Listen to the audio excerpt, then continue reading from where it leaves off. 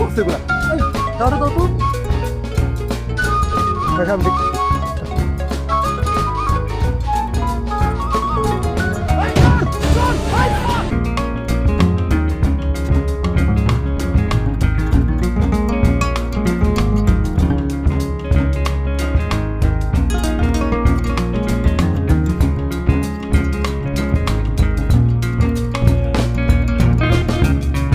বাড়ি যাই চুরি করতে চেহারা রাখতে পারি নাই চেহারা রাখতে পারলে বুঝাই দাও আমার বাড়িতে চুরি করতে আসবো হাম জানাস তো